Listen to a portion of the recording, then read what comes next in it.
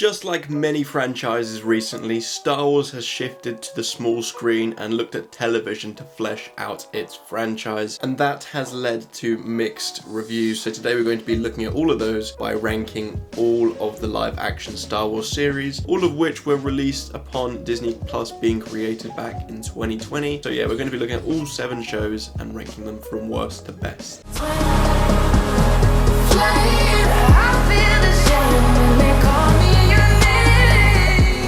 A no-brainer for me in last place is The Acolyte. To be honest, this is a show which I had huge excitement for. When they first made a bunch of announcements for their upcoming slate of TV shows, The Acolyte was up there with one of my most anticipated. However, the execution was just not what I wanted at all. There's plenty of potential and options for this to be a great show, but it's that execution which just really let it down. The writing failed to create anything captivating, when it came to the characters. They lacked an identity, and when they had been written in a specific way, later moments just kind of undid that or went against what you thought they stood for. So it just felt very jarring and confusing, as if multiple writers wrote this series at different parts and then just kind of merged all their stuff together without actually looking at each other's notes. Manny Jacinto was by far the standout. He was actually good in this series and his character was intriguing, and from him came some brilliant lightsaber battles. This was a very disappointing show, but some of the lightsaber battles were top notch. The acting felt underwhelming, but then again, the script was quite poor, so is that down to that or the actual acting itself? Regardless, this show just squandered a lot of potential and delivered quite an awkward series to watch at times, making it easily the most flawed series on this list.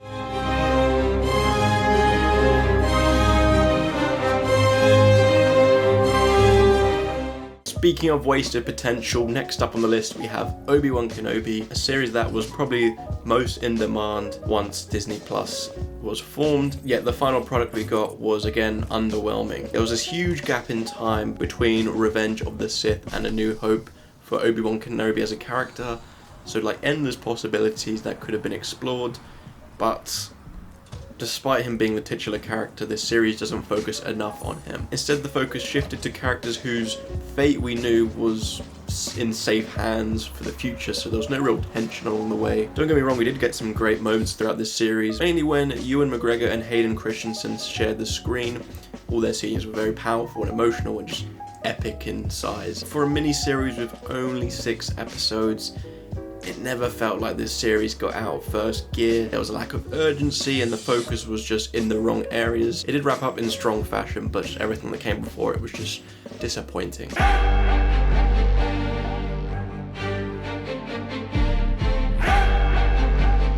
The recurring theme seems to be disappointment in this list, as Book of Boba Fett is next up. Boba Fett himself is a very mysterious character who fans have loved ever since the original trilogy. A whole series dedicated to him was very much embraced. However, what we got was underwhelming once more. Even the glimpses of the character in The Mandalorian really got us pumped for this season. However, it never really offered what we'd hoped. It was very slow, there were some great moments, but ultimately there wasn't enough of an idea to form an entire series, as 2 of the episodes are essentially part of The Mandalorian. Boba Fett is absent from them. I love seeing someone like Cad Bane brought into live action. However, just this series doesn't really capture your emotions at all. It doesn't hook you in. Yeah, there is some nice action here and there, but ultimately it doesn't leave a lasting impression, and that goes just for the whole season.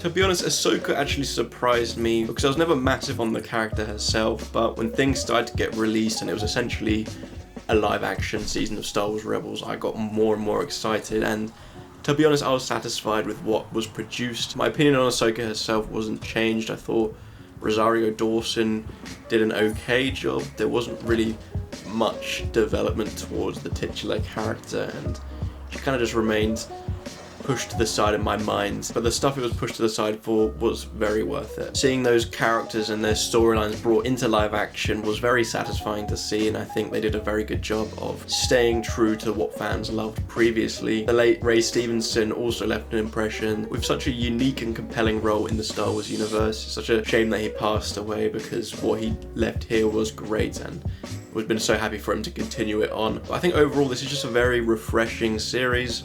On top of it being like a live action season of Rebels, it kind of touches on a corner of the Star Wars universe that has not been shown to mainstream audiences. While this series isn't up there with the highs of the franchise, it's still just quite a unique project which offers something different.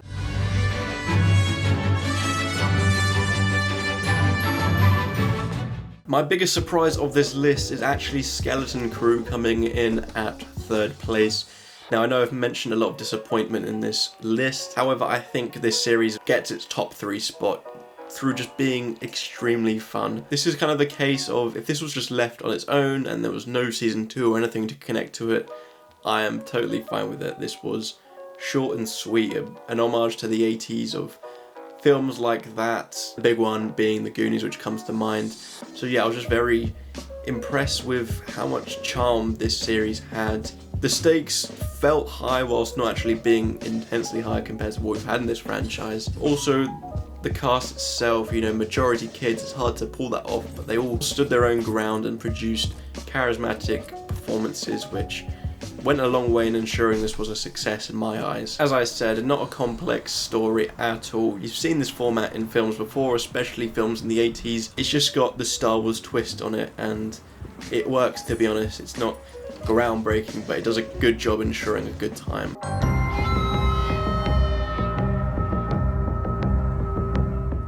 Now, the series to kickstart the Disney Plus reign ranks in at number 2, The Mandalorian, which consists of 3 seasons, 2 of which are great, 1 is very mediocre. And to be honest, still wouldn't have been top spot even if that 3rd season was a good success. But yeah, this is just a fun series, It began with more or less individual bounty hunter episodes, and I like that the relationship formed between Din Djarin and Grogu throughout the series has been fun to see, and seeing how developments have come from that. The Mandalorians are such a cool part of the Star Wars universe, and it was fun to see a lot of it covered here and getting to see them in action as bounty hunters. The 1st season in particular get a real focus on this side of the universe where having to have like Force or the Skywalkers involved.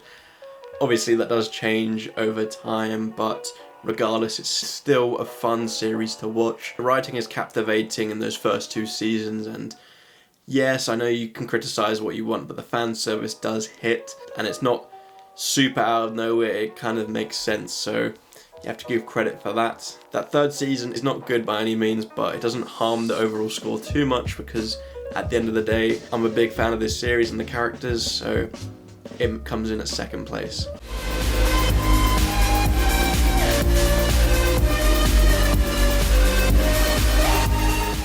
But without a doubt, coming in at 1st place for me is Andor, and that goes for both of the seasons. Season 1, it had already cemented itself as my number 1 pick.